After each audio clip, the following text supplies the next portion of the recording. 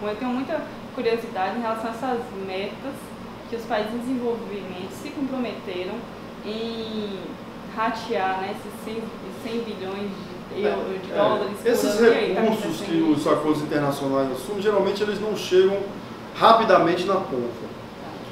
Mas através de bancos multilaterais de financiamento, por exemplo, o plano de mudanças climáticas que nós vamos fazer é financiado pelo Prodetur, que é do BID.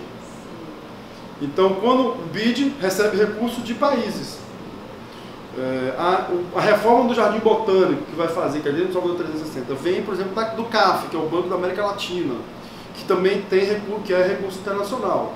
E por aí você vai, tem Banco Mundial. Então, esses recursos chegam através desses bancos, dessas entidades multilaterais. Ou seja, gestores municipais vale a pena focar em ações no meio ambiente porque tem recursos.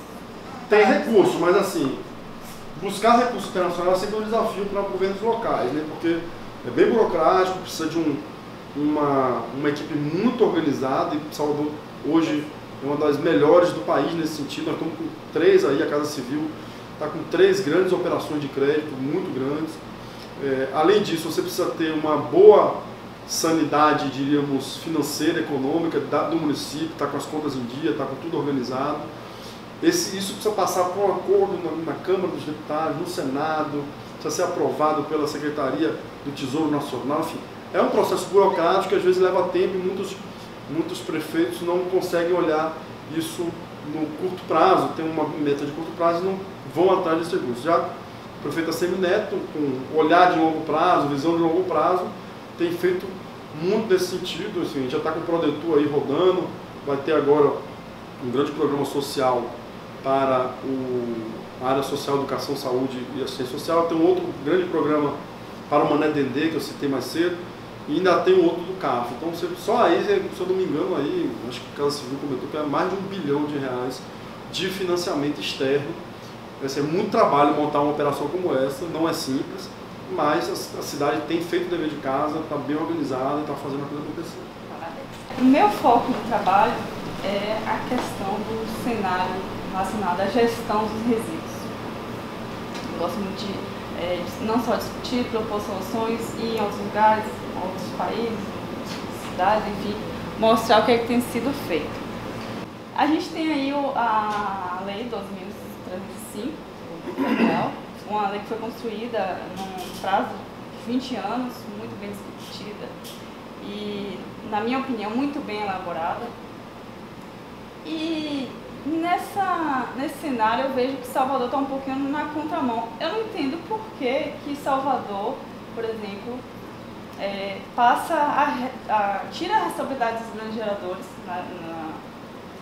para a coleta e destinação dos resíduos, tira essa responsabilidade e traz para si a responsabilidade, sendo que nessa lei, em diversos momentos, diz que a responsabilidade deve ser compartilhada. Por que Salvador também não tem um plano municipal de gestão integrado dos resíduos sólidos?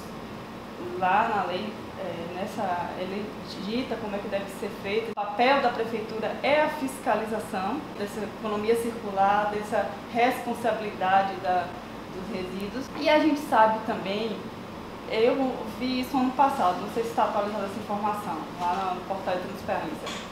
Salvador tem destinado aí, gastei pelo menos R$1 milhão por dia com limpeza urbana e coleta de resíduos. E será que se houvesse um aproveitamento melhor desses resíduos, né? Se houvesse uma política mais organizada, né? Mais integrada, como a própria lei requer, não haveria um lucro ou uma perspectiva ambiental e econômica melhor para a Prefeitura de Salvador? Veja, a agenda de resíduos é uma agenda que tem uma complexidade muito grande, né? Tem muitos atores envolvidos e um tema sempre muito delicado de lidar, principalmente numa cidade como Salvador. Quem conhece um pouco a história de Salvador sabe que Salvador começou uma relação muito equivocada com todo tipo de resíduo, né? A cidade de Salvador começou aqui em cima, né? Quando o Tomé de Souza veio, e a nossa encosta era, na verdade, a grande lixeira da cidade, porque ainda veio com aquela perspectiva da fortaleza medieval, que simplesmente abria e jogava o lixo para baixo, e assim funcionava aqui. Isso ainda funciona muito na cidade. Hoje a Secretaria também tem como responsabilidade toda a parte da defesa civil, ligada à nossa Secretaria. E muitas vezes a gente está vistoriando obras de encosta e a gente está fazendo a obra na encosta e as pessoas jogam lixo na encosta. Nós temos aí duas grandes questões. Primeiro, esse déficit de cidadania, que é muito grande, que não se resolve de uma hora para outra. É um processo que vai levar, na minha opinião, algumas gerações ainda. Não se preocupa para onde o lixo vai, o resíduo vai. Ela se preocupa, ela quer que tire da frente da casa dela. Bom, aí você pergunta, André, mas aí a Política Nacional de Resíduos Sólidos diz que você tem responsabilidade compartilhada, tem a lógica reversa, tem o princípio de... Enfim, são diversos princípios que, na prática, a Prefeitura está falhando em implantar. O que acontece é que a Prefeitura tem como obrigação resolver, diríamos assim, os resíduos, e as empresas, as indústrias, os outros que teriam algum tipo de papel na responsabilidade compartilhada na lógica reversa, precisam fazer acordos. E esses acordos não saem no papel. A gente conseguiu tirar, junto com o apoio do Ministério Público, alguns acordos, pneu, medicamento, agora parece que está andando bem aí o de lâmpadas, mas são coisas muito pequenas ainda se você for, de fato, avaliar o volume de resíduo que a cidade gera. O que a gente fez? A gente identificou aí uma oportunidade, já que os acordos não estão avançando, nós tivemos uns 20 dias atrás com o Ministério Público, nós estamos pedindo que o Ministério Público nos ajude intermediando uma relação com os setores, acionar os setores, os segmentos, judicialmente. Então, Abvidro, Associação de Plástico, Associação de Papel, para que eles assumam a sua responsabilidade, as coisas que eles cabem. Não dá para... E é muito comum, todo mundo olha para a prefeitura, para o prefeito, para o secretário e quer que se resolva essa questão do resíduo. Mas é importante dizer que a lei diz que a responsabilidade não é só da prefeitura, é de todo mundo, inclusive do próprio cidadão, que tem também a sua responsabilidade. Então, o que a gente tem feito aí? A nossa meta agora é envolver mais esses atores. Nós já iniciamos esse processo. Por outro lado, a gente tem buscado recursos para financiar a implantação de uma coleta seletiva porta a porta na cidade. Por mais que a gente, às vezes, imagine que implantar a coleta seletiva ela é uma política que reduza custos, isso na prática, na ponta do lápis, não se traduz. Você precisa fazer um novo investimento, novos equipamentos, novo pessoal, até um período em que isso de fato se adapte e que isso comece a gerar algum tipo de economia para o município no médio e longo prazo. No primeiro momento é um grande investimento que a prefeitura precisa fazer. A gente tem, por exemplo, já estudado a implantação da coleta seletiva em 4 bairros, com perfis socioeconômicos diferentes, para que a gente possa depois replicar. E a implantação disso, que vai não só, obviamente, do caminhão e do cidadão que vai trabalhar no caminhão para recolher e levar. Então você precisa estruturar toda a cadeia da coleta seletiva com o suporte físico, operacional de gestão às cooperativas, se você quiser trabalhar com a inclusão social deles, que é um outro princípio da Política Nacional de Resíduos Sólidos. Você tem todo um processo de mobilização e educação ambiental para o cidadão entender o que é de fato reciclável, o que pode, o que não pode, que hora, como é que não funciona. E você tem um processo básico de logística, que não é simples numa cidade como Salvador.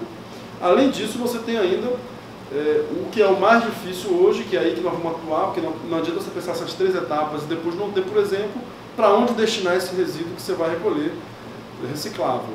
Você vai recolher, por exemplo, e vai mandar para onde, quem vai comprar, como é que vai ser, como é que a indústria vai absorver isso. Então, nós temos isso tudo planejado hoje, mas custa, por exemplo, 32 milhões de reais para você iniciar a implantação disso. Então, não é pouco recurso, é um recurso significativo para o investimento na cidade. A cidade é uma cidade que tem pouco recurso nesse sentido, mas nós estamos buscando já, estamos aí com esse programa já na boca para sair. É importante lembrar que a gente, nesses 3 primeiros anos, implantamos os PEVs, que foi a primeira experiência até para a abordagem do cidadão e temos tido bons resultados, temos conseguido fazer aí essa primeira abordagem de uma maneira, muita gente pede locação de PEV perto dos seus condomínios e bairros, e temos feito alguns processos junto com alguns condomínios, mas o nosso grande projeto é de fato implantar a coleta seletiva porta a porta. Você falou que o custo desse projeto seria 34 milhões.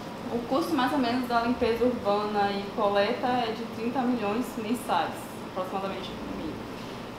A gente tem aí a possibilidade de construir um plano municipal, que é o plano municipal de gestão integrada, que é justamente chamar esses atores, passar a responsabilidade compartilhada, a prefeitura fiscalizar apenas.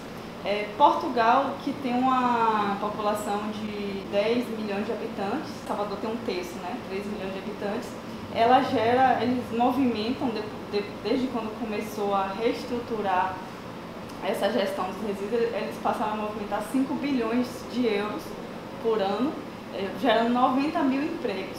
Então, eu conversei lá com o ministro do Meio Ambiente, o Carlos Martins, e ele mostra que realmente foi um dos melhores programas que Portugal podia ter investido, porque a gente sabe que, inclusive, o lixo é um dos maiores problemas ambientais da cidade.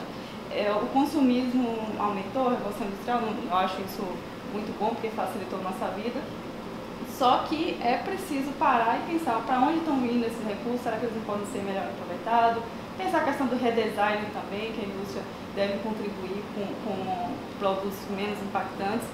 Mas o que a sua visão em relação a isso? Porque quando você fala 34 milhões, na minha visão é muito pouco para quem está investindo 30 milhões, tem um custo, é o terceiro maior contrato do município, se não me engano, pode me corrigir, e tem um custo tão alto e esse recurso podendo voltar, porque movimenta, se a gente tem um setor organizado do plástico, do vidro, se a gente consegue organizar, atrair, de repente, outras empresas que queiram aproveitar esse vidro, que tenha segurança aqui de que a gente tem uma cidade assim, que segrega e que ele pode vir.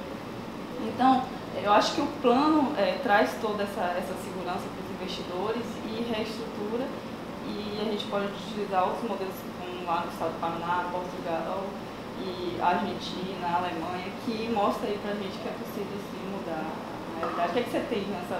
34 milhões, de fato eu não conheço exatamente os números do contrato de coleta, porque eu não sou o que cuido dessa parte, né? A gente aqui administra a coleta seletiva. Mas 34 milhões está falando para coletar a cidade inteira. Quando eu falo do custo quer dizer, o contrato coleta a cidade inteira durante um mês. São 3 milhões de pessoas com a complexidade que é Salvador. Que você tem lugares, por exemplo, que um caminhão não entra, que você tem que ter equipamentos adaptados, etc. Quando eu falo 34 milhões, é para implantar a coleta seletiva em apenas 4 bairros, com um impacto relativamente pequeno na cidade. Parece pouco dinheiro, mas não é bastante dinheiro. Porque, infelizmente, a cidade não tem só isso como prioridade, diferente de Portugal. Portugal já venceu todas as questões, todas talvez não, mas boa parte das questões sociais, boa parte das questões de moradia, boa parte das questões além do resíduo de saneamento. Salvador tem um déficit em todas as áreas. Tudo na cidade é prioridade. Você tem programas hoje de habitação, de qualificação urbana, programas sociais grandes. Você tem um déficit grande na questão educacional. Tudo isso, o prefeito precisa pegar, por exemplo, e escolher o que é prioridade. Então, tudo é prioridade. Nada deixa de ser prioridade. Óbvio que a agenda de resíduos é uma prioridade também. Quando a gente chegou, se gastava mais ainda, apesar de eu não ser o que administro, mas a gente acompanha alguns dados. E esse trabalho com a coleta seletiva, ele ainda teria um impacto pequeno na cidade. Então, nós estamos buscando recursos para financiar isso, para que a gente consiga iniciar essa implantação.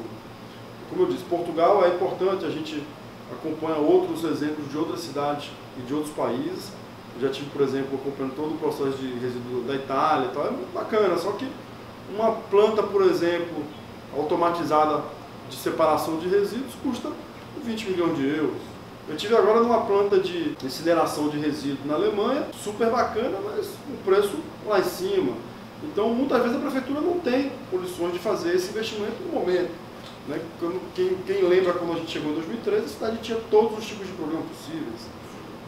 A gente conseguiu vencer essa etapa, buscando financiamento. Por exemplo, lá no Manendendê vai ter um grande programa piloto de coleta seletiva. Então a gente começa a trabalhar a agenda de resíduos nesses projetos também. Não se trabalha só pensando a perspectiva, por exemplo, do contrato. E lembrando que esse contrato, se eu não me engano, não é só coleta e destinação de resíduos. Você tem toda a parte de roçagem da cidade, você tem toda a parte de preparação de diversos pontos da cidade, que englobam serviços que vão além simplesmente especificamente da coleta de resíduos, também tem a limpeza urbana de forma geral, né, a varrição, etc. Então, eu concordo com você que é algo que precisa sempre ser uma prioridade e não é diferente aqui. Agora a diferença é que aqui tudo é um pouco prioridade. E às vezes você precisa dividir o resíduo. Com relação ao plano, que eu esqueci de falar na outra, a prefeitura está já com o termo de referência pronto para contratar o plano de saneamento, né, nos 4 elementos do saneamento: drenagem, esgoto, resíduo e água, para trabalhar esse planejamento que você citou, enfim, tentar engajar todo mundo. Mas independente disso, nós já estamos trabalhando com a possibilidade de engajamento dessas figuras, desses atores na coleta seletiva, na logística reversa, na implantação aí da responsabilidade compartilhada no município.